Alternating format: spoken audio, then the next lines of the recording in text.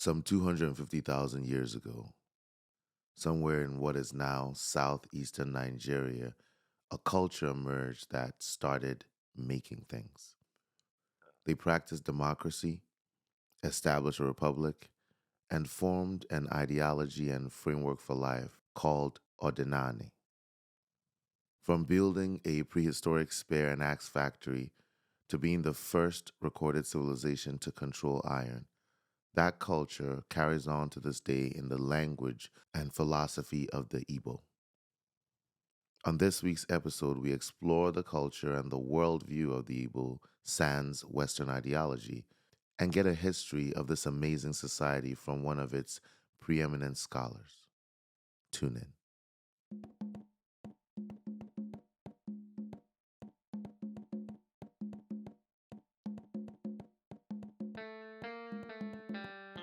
My name is Derrick. I am the host of TheMedicineShell on YouTube. I teach Igbo cosmology and spirituality. This is ancestral thought, the way our ancestors saw the world, the way our ancestors organized themselves, the way our ancestors saw themselves, like personhood or individuality and self. So all of that is collected in what I teach and speak about. They're short video essays. Short is subjective, but they're video essays where I go topic to topic. So I talk about the different forces, if you want to call them deities. I talk about different concepts and so forth. In fact, my next video is going to be on ancestral psychiatry and that kind of thing. I'm also the owner of Kedu.me, which, as you said, was an Igbo language school. But I'm expanding beyond the Igbo language even. So if you want to learn the Igbo language, you might be hearing it from a biased mouth, but it's the best place to learn the language. I just wanted to create a safe space for people to be able to learn at a pace and rhythm that's authentic to them, regardless of where they're from. So if you've never heard an Igbo word in your life, we've had people that have only heard Igbo from my videos, and my videos are English, so I'll tell you something. And they became fluent. Uh, they became fluent at Kedu. So those are the two things that I am doing right now. But in general, I'm an advocate for ancestral understanding and spirituality. On the subject of ancestral understanding and spirituality, one of the things that I've always wanted to know. Now, I've known of Igbo spirituality. Pretty much, if you're an Igbo person and you have a name, you probably have Chuku or Chi or something like that in your name. So you understand what's going on. But for example, Chuku and Chi um, are distinct, but they're often referred to as God, right? So is the Igbo spirituality, would you say it's polytheistic or monotheistic, or would you even say that there's a notion of a deity to it at all? Such a good question. As I grow in my understanding, I begin to let go of a lot of those like European ways of classifying things because it's clear to me that the European worldview is limited to its own experience, right? And because it's limited to its own experience, it can only describe its own experience and hope to approximate near what you're talking about. If we want to do the theistic, polytheistic, monotheistic, God in Igbo spirituality is your creator, which is a mother and a father. So it is a dualistic, I guess. Well, the couple is what we call God, which is Chineke, right? The couple is God, Chineke. Okay, Chineke. So that, Okay, yeah, Chineke, yeah. So it's two gods, a mother and a father. okay, that's very interesting. That's very similar to, and I don't want any of the hoteps or the conspiracy nuts to start jumping on this bandwagon. But that's Yeah, very similar to the Egyptian. Okay, I almost hesitate to say this, but they yeah, had that idea of a mother and father God, right, as opposed yeah, to just that's it. a masculine male one. Yeah, I Okay. mean, shout out to my Hotep brothers, man. I get called a Hotep all the time, so it's whatever. But the except a lot of them, they've decided they're Native American now, so I kind of feel alone. Yeah, yeah. But yeah, They yeah, that's changed been up. the way. Yeah, yeah. But but the if you understand the Kemetic science as well, it is an amazing intro to Igbo spirituality. Okay. The level of parallel is incredible. You'll it'll blow your mind. So even as I speak, those who are familiar with the Kemetic sciences will say, "Oh, that's that, that's this, that's that," and so forth. So, but yeah, it's good that you observe that. In terms of the religion, I thought that your statement on the European perspective being limited to a certain worldview, right? I can't deny its truth to a certain extent. But coming from that perspective, given the fact that we're in the frame of that European worldview and structure, one of the things that I've noted in looking at multiple religions is that they are very strongly tied to the seasons, and subsequently tied to, well, they're really tied to farming and Yeah, harvest and things of that nature. And then because of that, it ties them to the seasons. Does Igbo spirituality follow that same practice? Are yeah, there other absolutely. rituals and celebrations tied to the harvest? 100%. You know, the thing is, and a lot of people don't like the term religion because I feel like Christianity, this is going to be controversial, but whatever. Christianity and Islam have made the titles very ugly. And so a lot of people will say, oh, the thing I believe in is not a religion. Oh, that's not a religion, that kind of thing, and so on and so forth. But there is some truth to that. So when I think it's good to understand this in order to go forward as far as understanding our ancestral thoughts and who we are as a people. And when I say we, I really do mean all of Black Africa, because it's what I come to find is that it's the same things going on everywhere. But the Odinani is what we call it, and it's not really a religion. There's religion in it if you want there to be, but it's definitely Mhm, not a religion. Odinala, right, or Odinani the name itself says as it is on the land, right? mhm, So it is observing reality, and then from the observation of reality, you form what is called Omenala, which is you can translate that into culture, but it literally says as it is done on the land, right? mhm, So Odinala absolutely follows the seasons because it's mhm, corresponding to reality, right? It's following mhm, the seasons, it's following farming patterns. It is following the land and so on and so forth. It is a relationship with reality. It's closer to a relationship reality than a religion. There's nobody in Odinala that can tell you this is the rules of Odinala. This is what you must do, yada, yada, yada. You understand? But there are rule mhm, making apparatuses within that are subjective to families, peoples, and individuals, which is why it's hard to mhm, classify as a religion. It's a lens by which you see the world. It kind of gives you the ability to see the world the way our ancestors saw the world, which is unbelievably liberating. But I think we'll get to that mhm, anyway. mhm. So would you say it's more of a philosophy than a religion, or is it more of just like a way of life, you know? It is the collection of all of our thinking Okay. up till or even till now. I didn't want to say up till now, even to date. It is a collection of all of our thinking. If you tell a 70-year-old man Odinala or Odinani, he won't he odds are he will not know what you're talking about. Mhm, The original term for what I teach is Igbo. mhm. So you understand that Igbo is not a religion. Igbo is not Yeah, a philosophy. But there's I religion and see. philosophy in there. You understand. Yeah. The Yeah. original term for this is Yeah. Igbo. The only reason we use Odinala and that kind of thing is because a lot of people want to be able to say, I'm an Igbo Catholic. I'm an Igbo Mhm, Anglican. I'm an Igbo Protestant, right? mhm, Nobody's going to say, what's your religion? My religion is Igbo. So now, just because of the modern world, we have to be a little bit more specific about what we're talking about, right? So philosophy is in there, religion is in there, entertainment is in there, science and technology is in there. It's all in there. You know what I mean? Because it's just everything that we are aware that our ancestors came up with and observed up to this point, or not. Let's not saying that. Just period. Understand? Yeah. So let's talk a little bit about uh these forces. I won't call them deities because we've established that Absolutely. it's more than that. So let's talk Yeah. about these principal forces that exist as part of Ordinala. What are they, and what is the distinction between?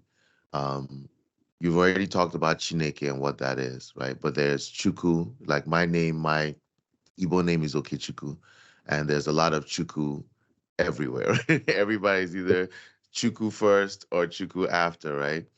Yeah. And then there's also a lot of Yeah. Chibuzo, right? Chiameka, that kind of stuff.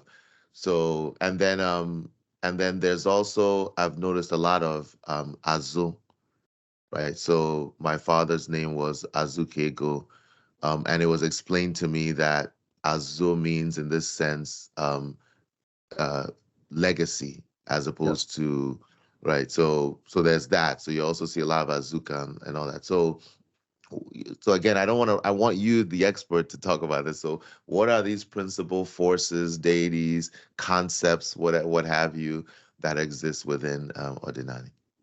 Very. Yeah, I really like this question. So let's start with Chuku, right? So Chuku, I originally told you the original couple, the couple that created all things, is Chi na Eke, right? Hmm. Chi na Eke can be translated to a creator and creation. It is the combination of creator and creation that creates all of us. Now, both the creator, and Eke, the creation, are both referred to as Chuku, right? Though Okay. Eke, the mother, is referred to often as Ne Chuku, right? Yeah. So Chuku literally says the big chi, the grand chi, the highest chi, the supreme chi. And that is the chi that if you trace your lineage all the way back, that's where you arrive.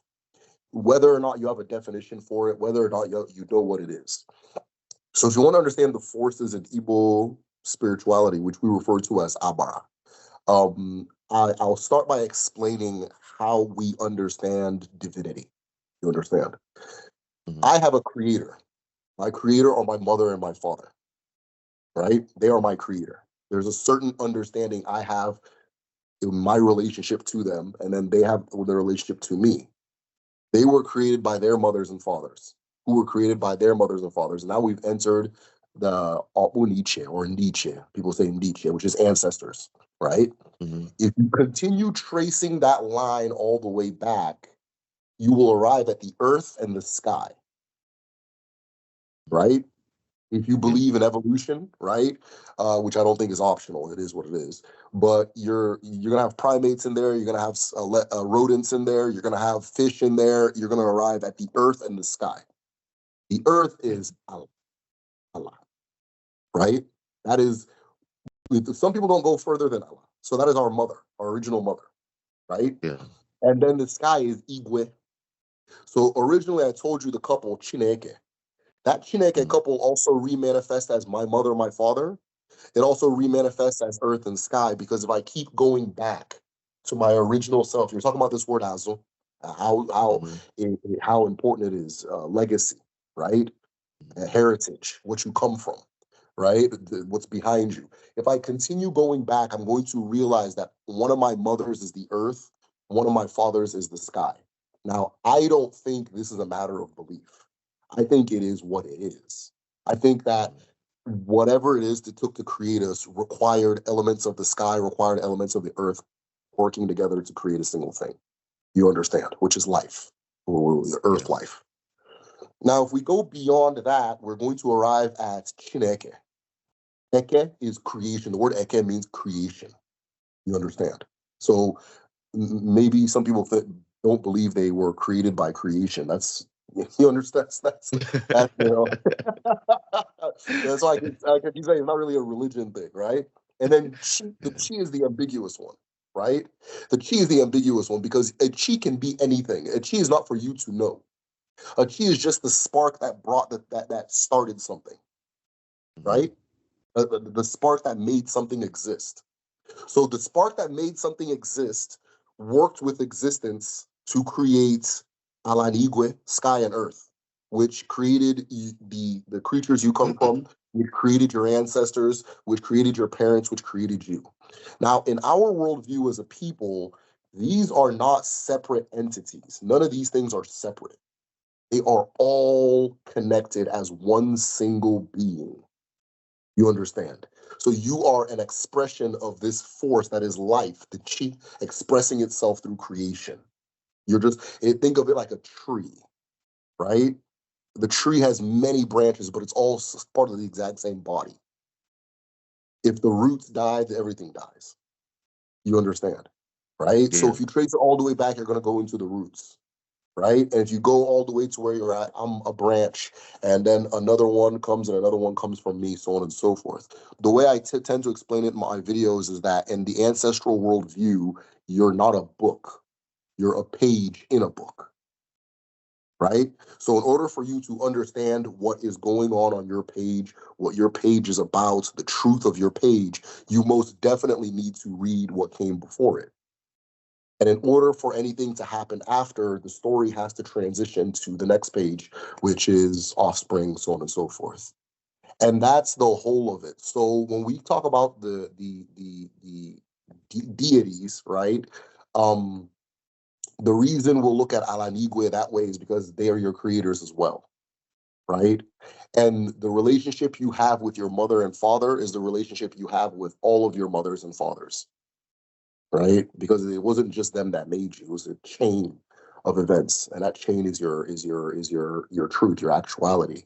Now, beyond that, there is a way of relating with nature and the natural forces. Like I said earlier, the deities are referred to as Abara, and the word Abara, if you look at what it is, it's something that perpetually does or perpetually acts, a force, an energy, a potential, right? That kind of thing. And so, what are the abara? An abara can be like water, for example. Okay, let me put it this way: an abara is an element of nature that is older, senior to humanity, right? So the rivers are senior to humanity, right? The sun is senior to humanity. Wind is senior to humanity. Fire is senior to humanity. And we therefore respect those things as seniors, right? We respect those things as seniors. If there's a river in my community and it's been feeding me and my ancestors for hundreds, even thousands of years, I owe that river a certain level of respect. Every now and then I owe her a visit and a thank you. And it's not that I'll say thank you to the river and the river will say you're welcome, right? It's not what we believe as a people. There's an ilu that says, when you see a blind and a deaf man, say good morning to him. If he doesn't hear, the earth and the sky hears, right? So an ilu is like a proverb or like a wise saying, and you can interpret it however you want. But one of the interpretations I have for that particular ilu is that you do what needs to be done, you do what is proper, regardless of the response you get, right? Because the universe is in attendance. Right. Yeah. So this river feeds. If you give me a cup of water, I'll say thank you. But if a river gives me water as well, I'll tell the river thank you as well. If the sky gives me rain, I'll thank it. If the earth gives me crop, I'll thank her. That kind of thing.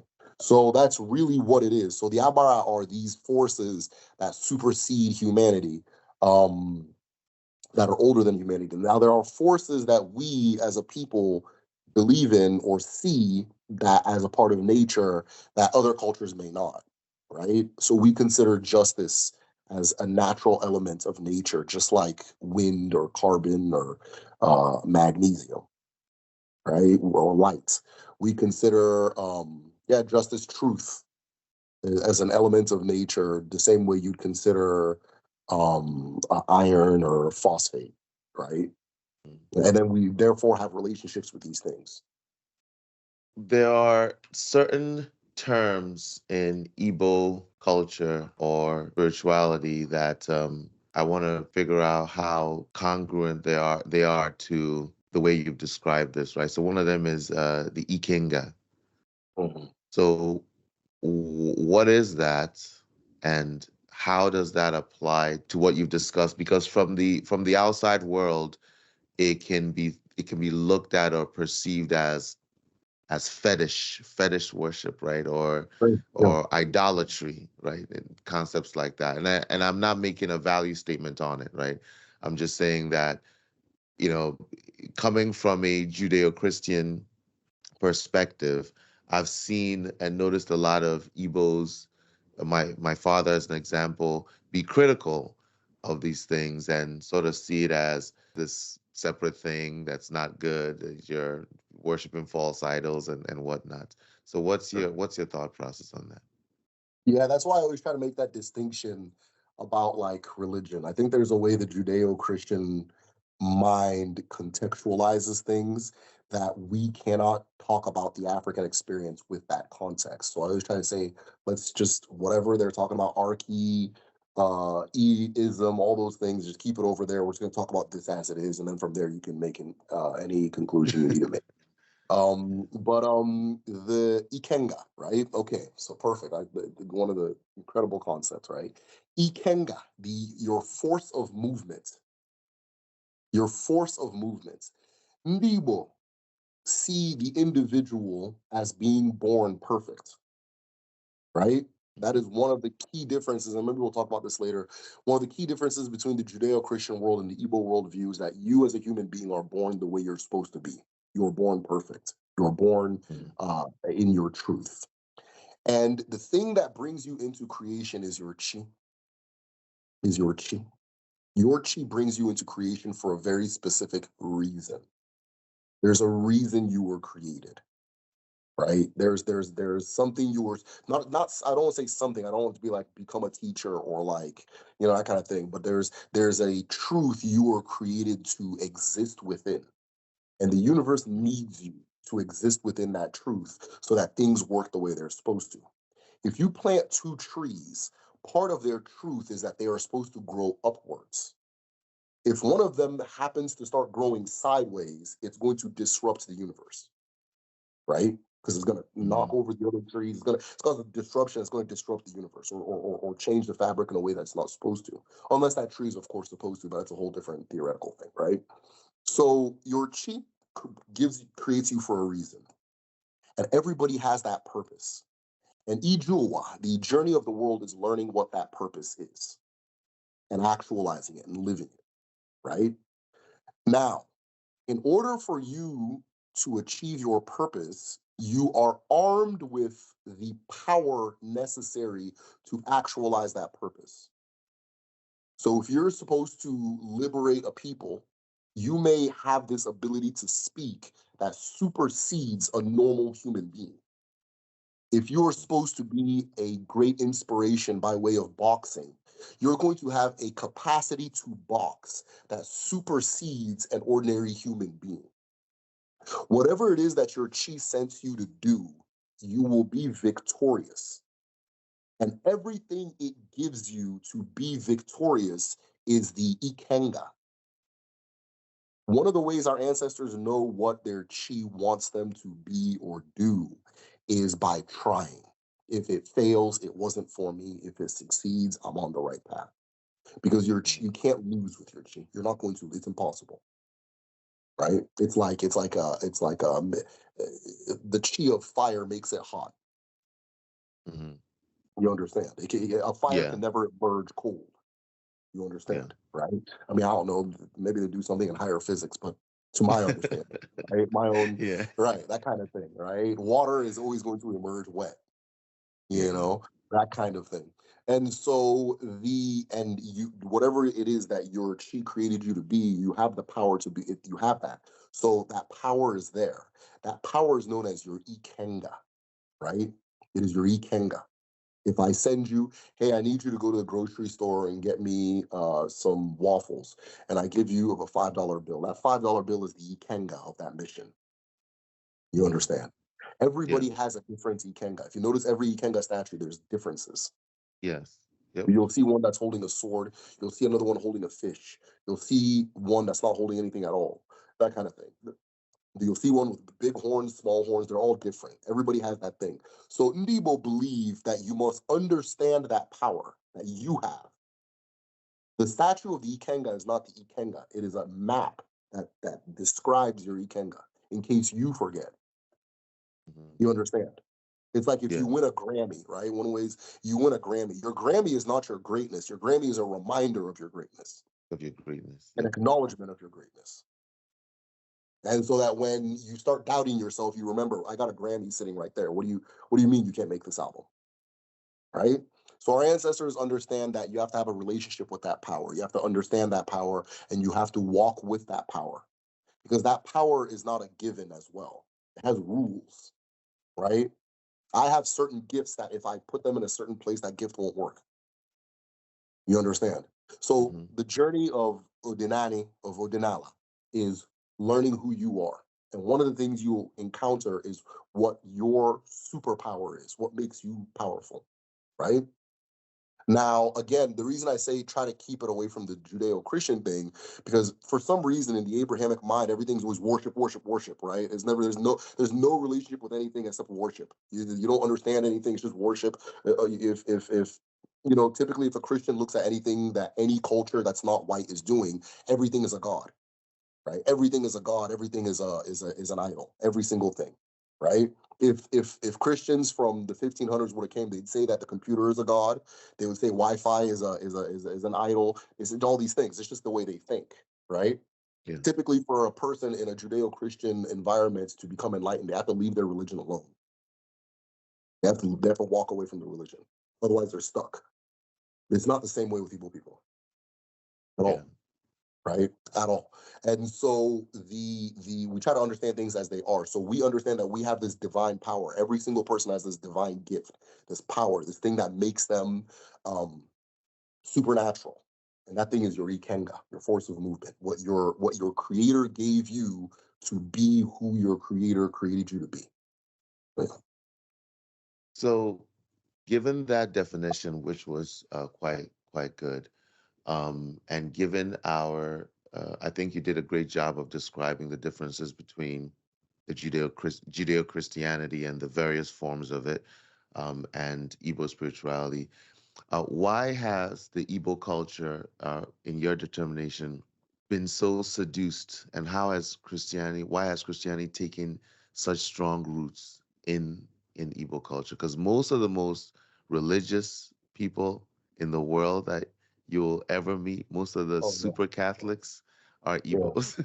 Yeah. Okay, it's just and you can't shake them from it. You can't rationalize it. It's just it is what it is. And on the flip side of it, or along the same lines, those Igbos that have become Christian, they swear against. They've adopted those beliefs you described, that worldview of everything being a god and all this stuff, and so they swear against anything at all traditional, right? They don't want to do anything that's traditional.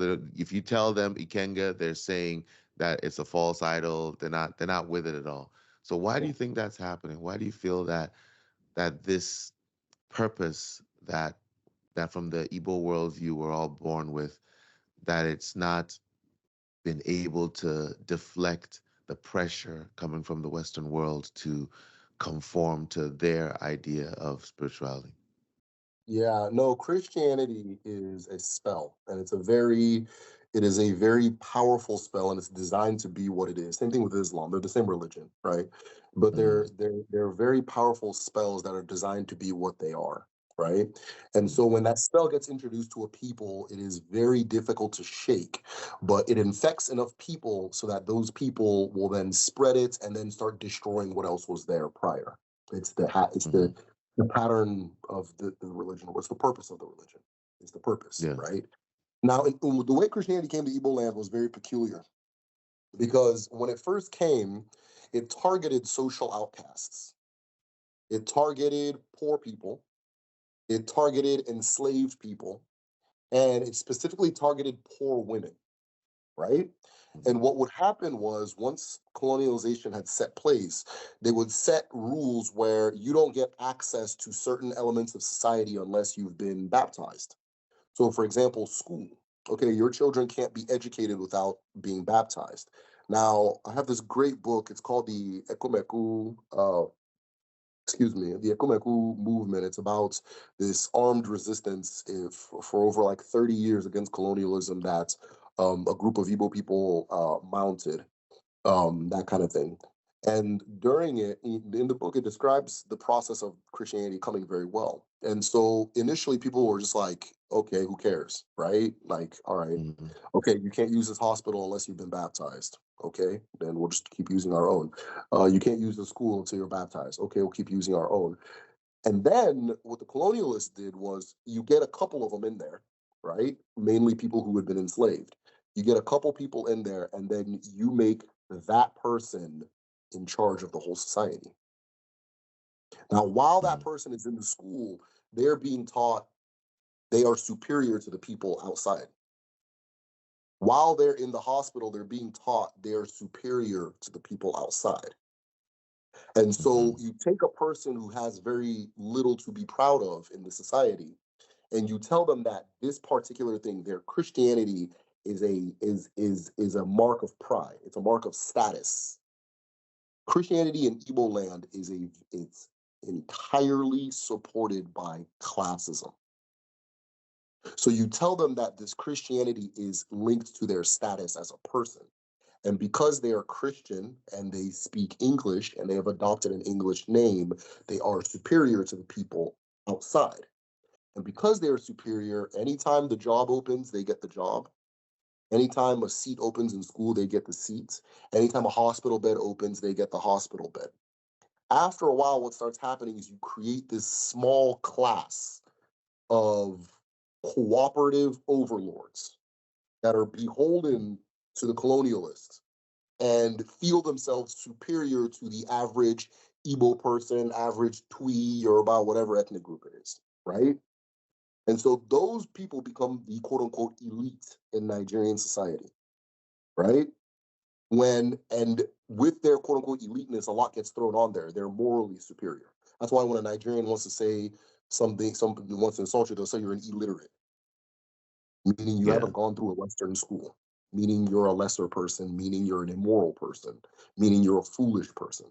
It's the one of the quickest insults people throw illiterate. Anytime there's crime, people always say, "Oh, it's unemployment, it's illiteracy, it's unemployment." This is Nigeria, unemployment, illiteracy, unemployment. What they're really saying is, once you get these people through the white man system, they'll stop. You understand, right? Yeah. As if they don't have, go to any Nigerian prison, they all went to school. Right? Everybody went to Yeah. school. Everybody is a devout Anglican, a devout Catholic in any maximum Yeah. security Nigerian prison, right?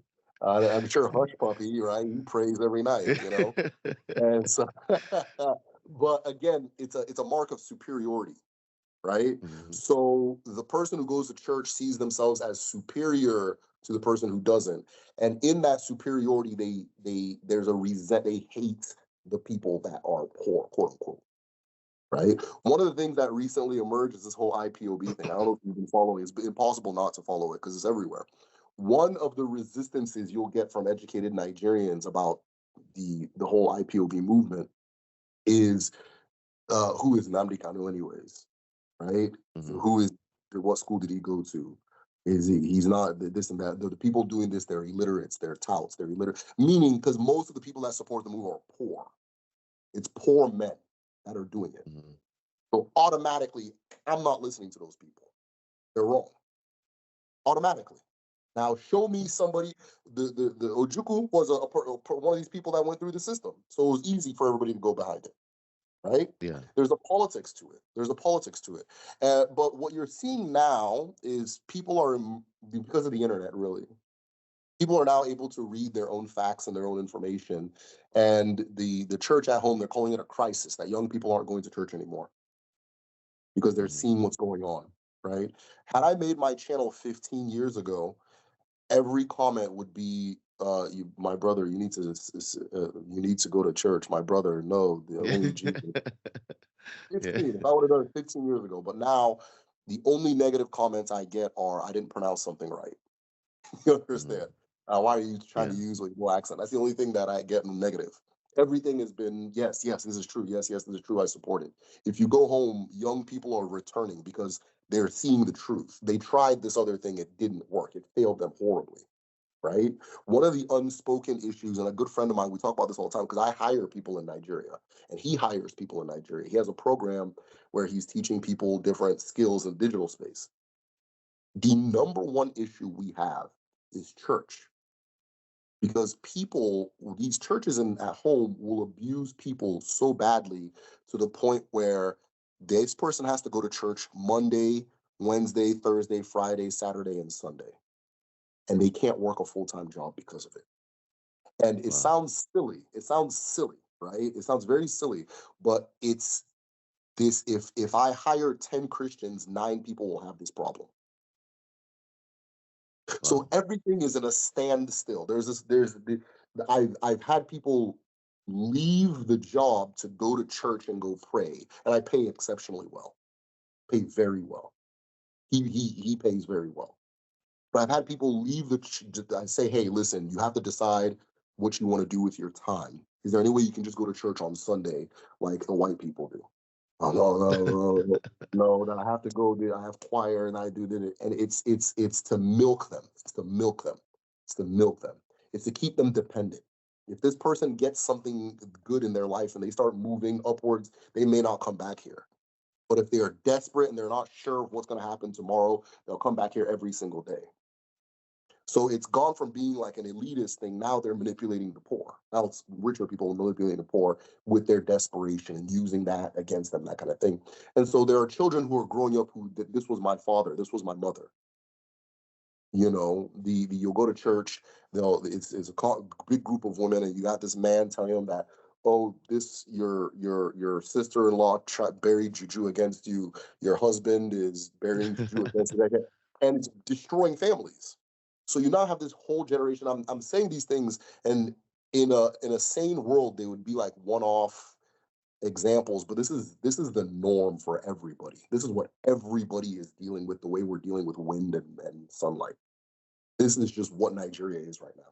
So you have this generation that grew up and they're seeing that their parents were very foolish, or the level of deception had caused their parents to be foolish, right? Now, you and I, based on our age, it wasn't this bad at that time. So our parents, the Christianity was there, but it wasn't as fanatical as some of the evangelical stuff going on right now, right? Yeah. It's gone Now crazy. it's insane now. So Yeah. people are saying, but that's the direction it always goes. That's the direction it's supposed to go. You understand? The Europeans, when the Europeans arrived in Africa, they weren't Christian. There's not one Christian that came to Africa and said, I'm going to start colonizing XYZ. They weren't Christian, but they knew what that Christianity does to a group of people. And they know how persuasive it is, right? If you want to talk about Frederick Luger, Goldie, all these different people, go and read about their lives. These are hardcore atheists. They're not Mm-hmm. Christian, agnostic at best, deist maybe. You understand? Mm-hmm. They themselves, but they know what it does to a group of people. They know what it does. If I bring you this book, I will become your God. And so it's a tool of colonization. It works. It hit everybody in the world who was unfortunately colonized. But I'm lucky to be in a time where people are reconsidering because they are seeing the damage it's personally causing them, and they're seeing the lies that they've had to live under, and so forth. So Now let's discuss the Igbo culture in general. Let's take a step back and look at it more as an organizational structure. You talked about a couple of things. You talked about colonialism. You talked about rebellion, or an attempt to regain control of their society as it was basically overrun, really, by colonials. So, what is the formal culture? If we dial the clock back to before the Europeans showed up, I don't know whether it was the Portuguese or whomever, how, what was Igbo society like? Was it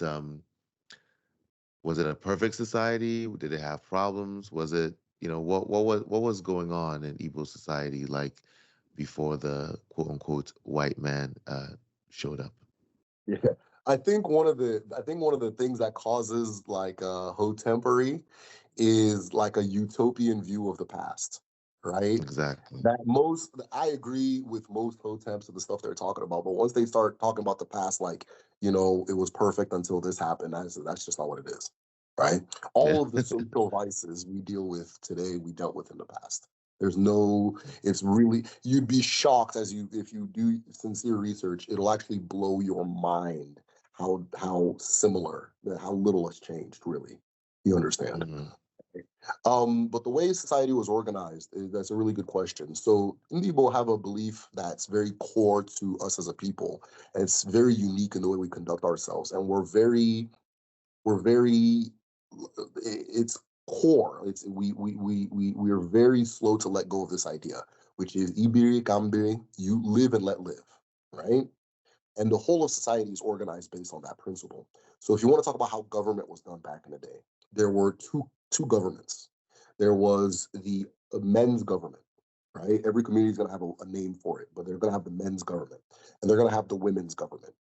The women's government manages the affairs of women. The men's government manages the affairs of men. Neither ever really tells the other what to do. Neither ever crosses over into the other. The women's government is divided in two parts. There's Ndinyem, which is still in existence, though it's been really churched out. It's really been absorbed by the church and kind of lost its power because of the church. Yeah. So Ndinyem are the wives. The wives, they gather, they make decisions, so on and so forth. And then there's the Umwada, which are the women born native to a land who may or may not be married to different communities now, right? So Mhm. those branches of government, right? The men's is pretty uniform. It's usually titled men or family leaders, elders, right? And that's how government works. People didn't really intersect. Now, if you look at the way that works, then there's the community level. My community can't tell another community what to do no matter what. They cannot tell me what to do no matter what. You understand? There's this Yeah. extreme independence. If you go, or extreme by Western standards, I guess, if you go to the individual, even though there are these government structures, none of them can tell me as a person what to do. None of them Mhm. can tell me what to do. None of them can tell you what to do. We can ban things, right? From now on, we're not doing this in the community. You understand? But there's no such a thing as okay, we're going to evict you without due process, or yeah, so on and so forth. You have no ruler, right? We're all beholden by laws that are made in an open square. So many have called Igbo land the first democracy ever, right? The title gets given to the Greeks. That's not true. There's many democracies in Africa before the Greeks, and the in Igbo, without question, were before or were practicing this before, just because our artifact record is older, right? Mhm. And that kind of thing. And so we believe in democracy, representative democracy, so Republican, that kind of thing. I'm trying to think of some other things that would be important to include. This is the best way to do it. So I hope I can say this concisely because it's a thought that I'm still organizing in my own head. But in my research, I kind of saw what made Black Africa different from the rest of the world. And it's the fact that there's no form, this is a small example of it, or this is one of the examples that survives best. There's no form of Black music that you rehearse. Anywhere Mhm. you can go to North America, you can go to the Caribbean, you can go to South America, you can go anywhere. There's no form of Black music that is rehearsed. There is no form of Black music that you are taught. It emerges out of you. And that's Mhm. how we organize our societies as a people. So if we look at hip hop, right? A producer plays a beat. I like that beat. I want to put a verse on it. There's no, okay, we're doing beat A section 5 today, beat C. It's just, okay, I like that one. I'm gonna put my verse on it. Mhm. The producer is not telling me what to say. The producer is not telling me what to say. I give my contribution. The next person puts their contribution. The next person puts their contribution. Before you know it, a song emerges. And it's Mhm. very cohesive. Yeah. It's harmonious. We're together, right? This is how we did our government. This is how we did our science and technology. This is how we did our learning. We talk about the dibia. Dibia is a traditional healer, right? I'm opening a course for Divyas for on Kedu, by the way. So if you want to learn traditional healing and so forth, but one of the things that get emphasized is that you don't get taught to be a Divya. It comes out of you. It emerges Mm, out of you, right? It emerges out of you. We're really just helping you get that thing out of you, break through the colonialization, things like that that might be getting in the way of it, right? It emerges from you. I have a document in my Patreon library where a woman is asked how she's a midwife, and she's asked, "How did you become a midwife?" She says, "Oh, I've been a midwife my whole since I was born." She's like, and then they ask her, "Why is that?" She said, "Because whenever midwifery was happening, I would emerge." So anytime a child was being born, imagine this little 5-year-old girl coming and watching, right? mm, Anytime a child's being born, imagine this same girl is now 12. She comes and watches. And imagine she's 14 now. They're letting her participate. Before you know it, we just know that's who she is. Because again, we believe as a people that you were born the way you're supposed to be. And it's for you to show the world who that person is. It's not for us to put something on you and say you're going to be this way and that way. And if you understand that, you'll understand how government works. You'll understand how family, every single thing works in that way. And one of the best ways it's preserved worldwide right now is in music, which is why I use that example.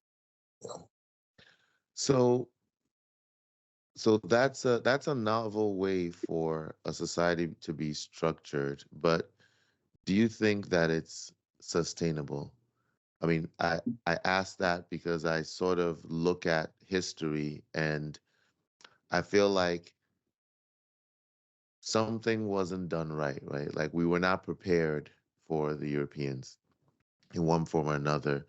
Either we did not have enough militaristic thinking, right? Or somehow the way our societies were structured, this idea of the oldest person being, being in charge, right, is I think very different from the way the Western world thinks. They sort of maybe have more of a put your best foot forward uh, view of things, right? So it accounts for child geniuses and things like that that can revolutionize things. Whereas I I'm skeptical I'm skeptical when thinking about this notion of that being able to exist in Igbo land. Now I don't know if this happened before or not, but I do know culturally it seems to be a culture that arbitrarily chooses age as a deciding factor for authority. And this is a way of arbitrating that pretty much died in the West many moons before, right, and allowed them to advance, right. I think a little bit more so than we've had the opportunity to. So what's your view on that, or what's your thought Yeah, process on that? very good question. So one of the things you have to understand about Igbo land is that the artifact record of Igbo land predates the exit of human beings from the continent of Africa. Okay. Okay. The artifact record predates it. It is, if you look it up, it is a site called Ugwele, Ugwuele. And what you'll see Okay. there are piles of broken spears, but they're not function spears, they're ritual spears, right? Mm, And so you'll see piles of them, and this spear creation continues for thousands of years, ending, I think, around 2000 BC. You understand? well, Around 2000 BC, you get 2000 BC is like time of like the old kingdom Egyptians. You mm, get the first use of iron anywhere in the world. The first human use of iron anywhere in the world. Leja Enugu.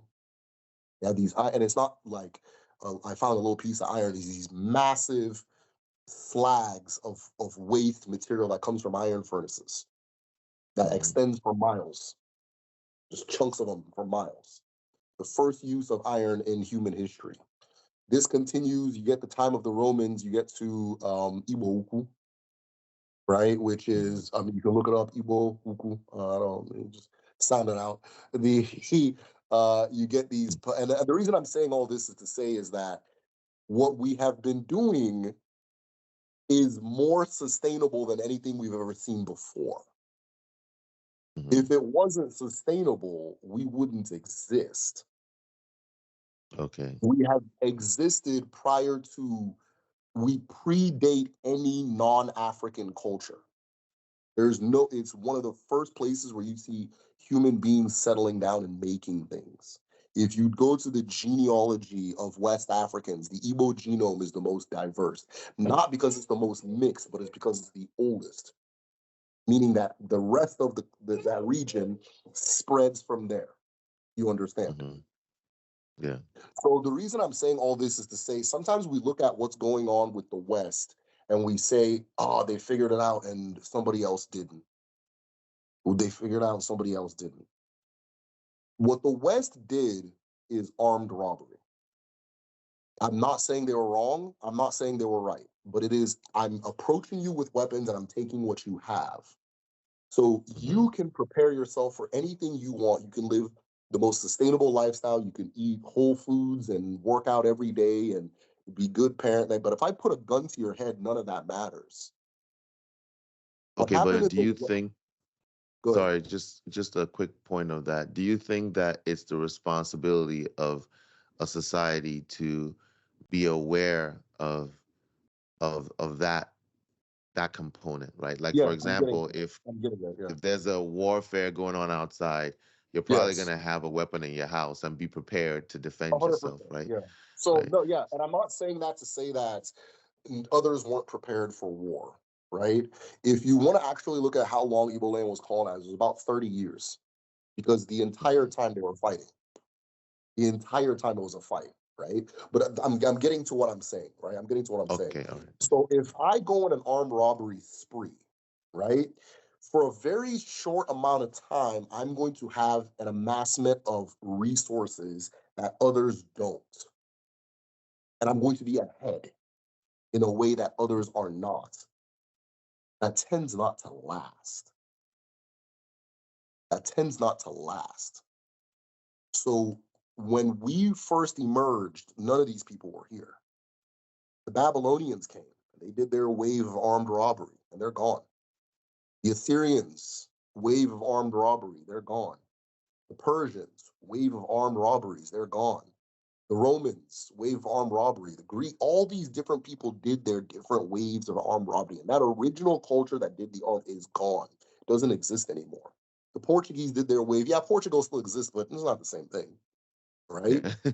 Yeah. That's not what we're talking about. You can imagine that place, being the dominant or whatever. Spain still Yeah. exists, but that kind of thing, right? In France, all of these different, they do these things where they go, okay, I'm gonna rob and then it flashes out. And I think that the cultures in Africa are so old that they have seen these cycles before. It's nothing new, right?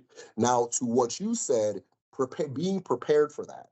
I don't think anybody could have been prepared for what was going on in Europe because Europe did something that the rest of the world did not do, and it did it first, right? Was it came up with the concept of the corporation. It came up with the concept of the corporation. It came up with the concept of the stock market, and it came up with the concept of what was the other one? Consolidated debt, right? So, Mhm. what do these things mean? I'll use the story of Christopher Columbus. Christopher Columbus was okay. So the story of Spain. So this is how the Spanish Empire starts, and Portuguese and all of them.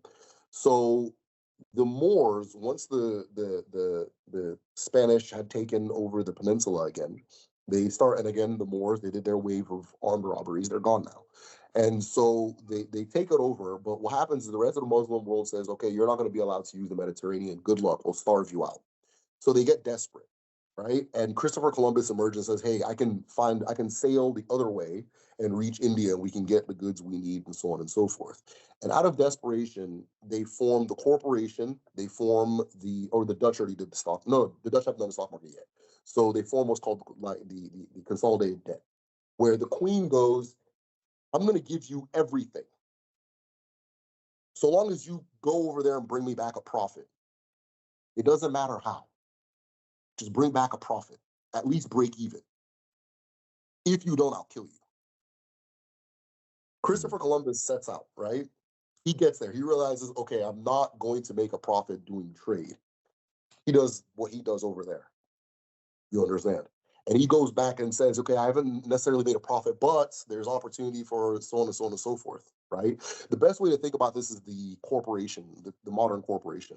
The modern corporation is a board of directors. There's a board of owners, and then they hire a CEO, and they say, CEO, it doesn't matter which I don't care about the day to day. Just make sure at the end of the month I have more money than I did when I began, right?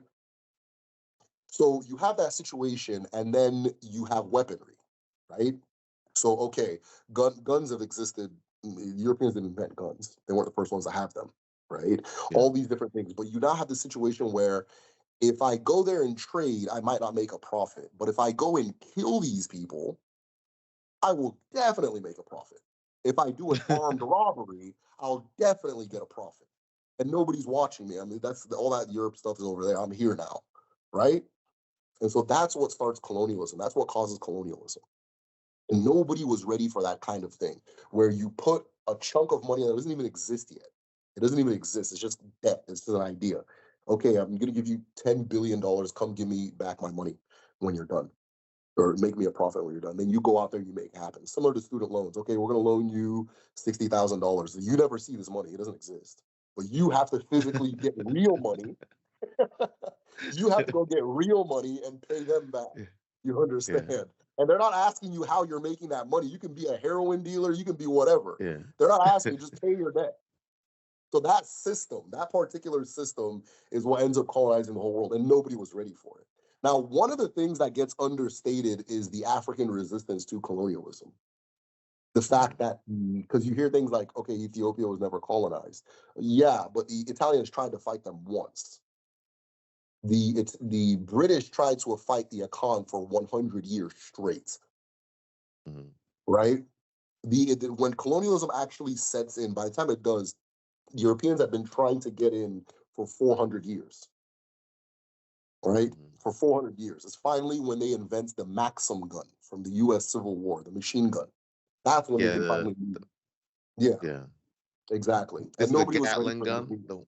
the Gatling gun. Yes, exactly. Yeah, Yes. Yes. that's what did it. Prior, they were on equal footing. Just the town of Arochukwu, one town, fought the British for 30, was it? No, it wasn't 30 days. I think 3 months. It was 3 months of fighting. One town. There are thousands of towns in Igbo land, and Igbo is one tribe in the whole of Nigeria. So you have one town that takes 30 or 3 months, something like that, along those ways, to take down, right? Mm-hmm. So what the Europeans decide is that we're not going to fight our way through Africa. That's another myth too. There was never the initial thrust that 400 years was fight, fight, fight, and it wasn't working. They said we're going to trade deal our way into Africa. We're going to non-profit our way into Africa. We're going to set up these churches, and the churches will set up hospitals, and they'll set up schools, and then the people will be persuaded, and then we'll create a class of people that are beholden to us, and they will rule Africa. That's what colonialism really looked like. It wasn't a physical fight. So how did slavery come about based on these things that you've spoken Transatlantic about? slavery, yeah. Slavery has always been in Africa. It's been in Africa for a very long time. The transatlantic slave trade is what it is. It's the trading of human beings, right? I have these goods, call them weapons, rum, all these different things, and you have people, or if you don't have people, I don't care how you get it. Just bring 25 people here by dawn, and I'll give you these Mm. guns, right? That's all So that it was. was basically transactional. It was It was not transactional. Yeah. transactional. Yeah. It was transactional. You go to the coast. You find somebody who's willing to kidnap another person. Hey, I don't care how you do it. Bring me 35 people. Hey, I don't care how you do it. Bring me so on and so on and so forth. Initially the Portuguese used to do it themselves. They used to run into Angola and the Congo and do the catching of people themselves, but they were dying. They were getting shot at. They were getting hit. They were getting all these different types of things, right? So they say, okay, once the Portuguese fade out, the Dutch and the English begin a different system, which is you go in there and I don't care how you do it, just bring me back 25 people. I'll make you rich, right? And then there's in every society, there's always that desire to succeed, desire to Yeah. have more than others. And if that's a route to success, so be it. If I went to the middle of London right now and I said, hey, psst, come here. I don't care how you do it. You bring me 25 people, you get $20 million. And somebody's going to cooperate. Yeah. Yeah. Somebody's going to cooperate. It's not Absolutely. everybody that's going to cooperate, but somebody will Yeah. cooperate.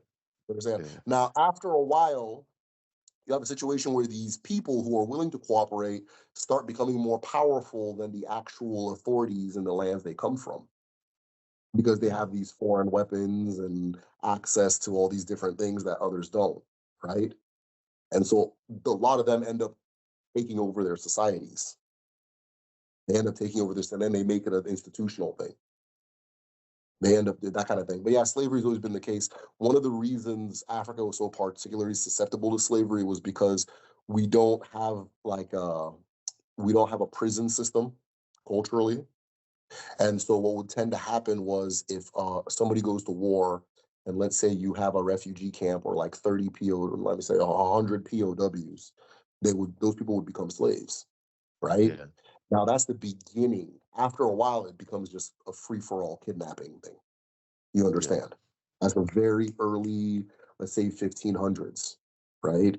For most of slavery, it was just free for all kidnapping, that kind of thing. So so the Igbo caste system, one final topic, the Yeah.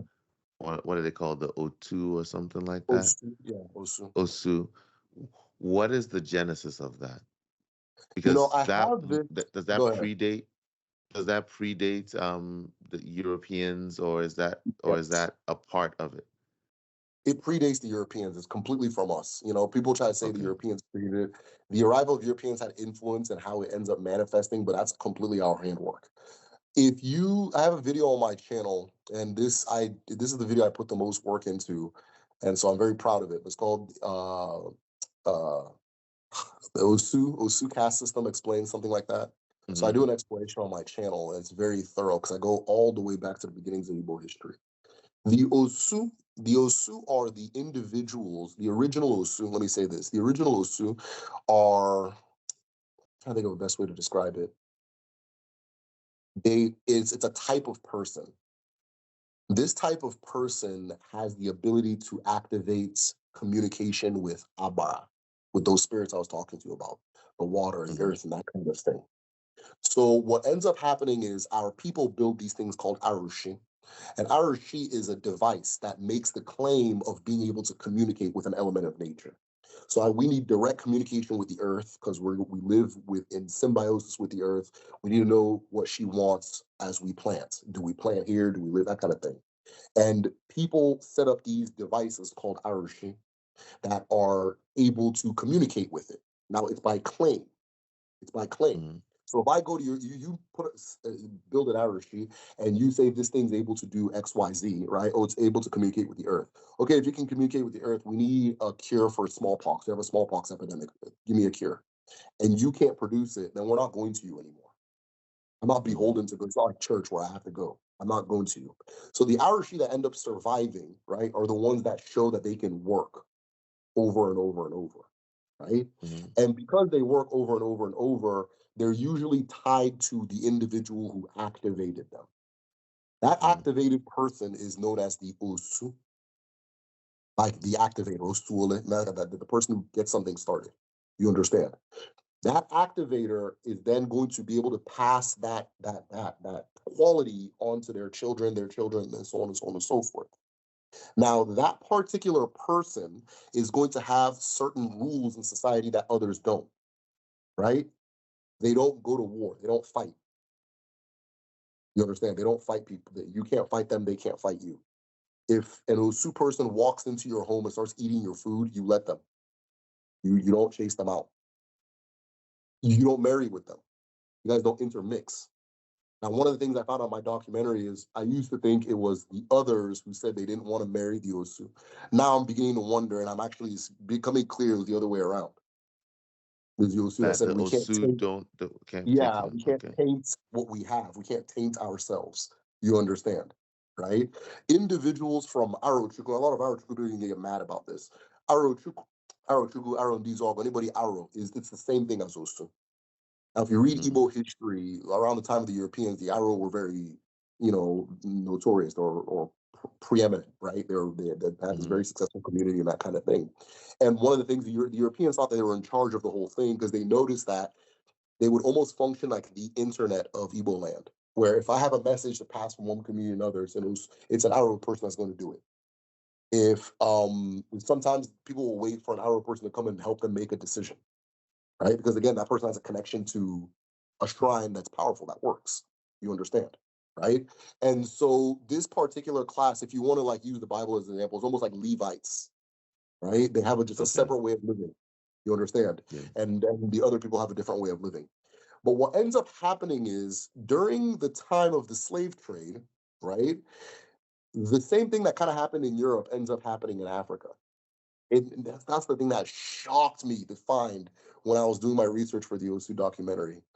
Was in Europe and in Africa, the same thing starts happening at the same time because they're trading with each other, where men who make a name for themselves by way of commerce and enterprise start becoming more powerful than people who have ritual authority.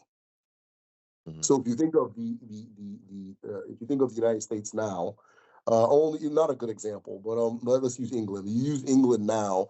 You have the Queen of England, but then you have these people who are able to become richer than the Queen of England, Yeah. who are able to become more powerful. These pirates and all these different people who become the corporations and so on and so forth. The Chinese did something very interesting, and a lot of historians don't understand why. There's a man named Zhang He who sailed around the whole world, and he had like I want to say 200 or 2,000 boats, and he brought back giraffes and all these things. And once he came back, the emperor burned all his boats. And historians don't know why. They don't get it. They don't know why China constantly arrests its billionaires. They don't understand why China, once you start they start knocking you down, right? I completely understand it. Because this is what happened to us. This is what happened to the Europeans. Is when commercial power starts becoming more powerful, commercial power is going to want to become the power, Yeah. right? Is going to want, and it plays by its own rules. So what happens in Igbo land is a lot of these commercially powerful men through trade, sometimes the slave trade, that kind of thing. They start becoming more powerful than the Osu, and they want to take on titles onto them. So they don't want to have to go to Osu to make decisions. Why this extremely wealthy man who has done all this, who's respected, why will I go to you for you to tell me how to do something? So they start taking on titles onto themselves. This is Nze also, the Igbo chieftaincy thing. You Yeah. understand? They start giving themselves titles so that they can play the same role as the Osu without the Osu. And this creates a tension and a rivalry that ends up, we call it a caste system now, but it's not really a caste, it's a tension. It's really like a friction where Mm-hmm. the old authority, which is the Osu, has to now submit to the new authority, which is the Ogaranya, the Diala, the rich men. You understand, right? And so I did a documentary on it. The documentary goes all over the place. I mean, I'm giving you these long-winded ass answers, but the I mean, Genghis Khan gets involved at one point. Things like that. This is all research. This is all real stuff. I'm not just making this shit up, and that kind of thing. So it's an interesting story, but it's not really a caste system. It's just that when the Europeans then finally come, because anything associated with tradition becomes evil, you now have this person who I'm the mouthpiece. Oh no more. I'm the mouthpiece of a Mm-hmm. shrine. Okay, I'm definitely staying away from this guy. And that kind of creates a situation we're in. Yeah. Okay, so why don't you tell us about your channel and what you do? Do give us some insights. Yeah, Where can absolutely. people find out about you? How can they get in touch with you if they want to learn Igbo or For if they sure. want to find out more about yourself? Yeah, so my channel is The Medicine Shell on YouTube, just spelled the way it sounds, The Medicine Shell. If you type the words Igbo spirituality, I'm one of the first ones that pop up, probably the first one. But just The Medicine Shell on YouTube. So we have a Patreon community. It's at patreon.com/The Medicine Shell. So if you want to go a little bit more in depth, like beyond the videos and things like that, in the Patreon, we have an in-house DBA who can do readings for you. and so forth. We have my research library. So as I'm saying all these things, you're hearing all these different things, and I never want to create a situation where it's like you have to just believe me because I'm me. So what I do is any document I use for my research, any book, I put it in a folder, and that's accessible to all of my patrons, right? And Okay. so I think we're at like 300 plus books and things like that. It's very dense. There's a lot of stuff there, all organized by topic. So you can do your own research on your own, or you can verify the things that I'm saying and so forth in there. And then we have a group study on that Patreon. So we pick a topic, right? Like I used the example earlier of like if you want to understand Black Africans, you have to like look at our music. The fact that you don't Mm-hmm. rehearse rapping, you don't rehearse jazz, you don't really rehearse art gospel, that kind of thing. Mm-hmm. We have a group study where we talk about things like that. So okay, today we're going to talk about um our ancestors' understanding of music. Tomorrow we're going to talk about our ancestors' understanding of depression, all these different things, right? And all that is available on the Patreon community, right? We have a really strong community in there. And then kind of as a thank you, another thank you, you also get like a calendar. So it links to your Google Calendar and it tells you, because Nibo, our ancestors have a 4-day calendar system. Eke, Uri, Afon, Nkwo. So it tells you which day is Eke, which day is Uri, which day is Afon, which day is Nkwo. And it allows you to kind of live according, traditionally Eke is a day of rest, right? That kind of thing. Each of those days are tied to an element. Each of those days are tied to like certain people are Uri people, certain people are Nkwo people, and on your particular day, your spiritual gravity, what's called, I don't know what's called it, but your power as a person is higher on your particular day, right? Mm-hmm. So all of that is available on Patreon, and then for the school, I'm actually about to make a tier on Patreon where you get all this at once because I'm tired of explaining everything. But for the school is www.kedu.me. So kedu.me is an Igbo language school. We teach the Igbo language as the Igbo language. We don't really try to mimic an English language program. And there's some really interesting things we've learned that make it a lot easier. If you have heard Igbo in your life, like let's say you're like me and we're kind of first generation here. It's a good place to go because we ease into the learning very easily. But we've also found that if you speak AAVE or if you speak any type of patois from the Caribbean, Mm-hmm. it's learning Igbo is actually really easy. And it's just Okay. something that I didn't decide this. I just as we've been going on for like a year and a half now. We've taught around 100 people the Igbo language, right? We've had about around 100 students. And I started seeing that the students themselves started making these connections, right?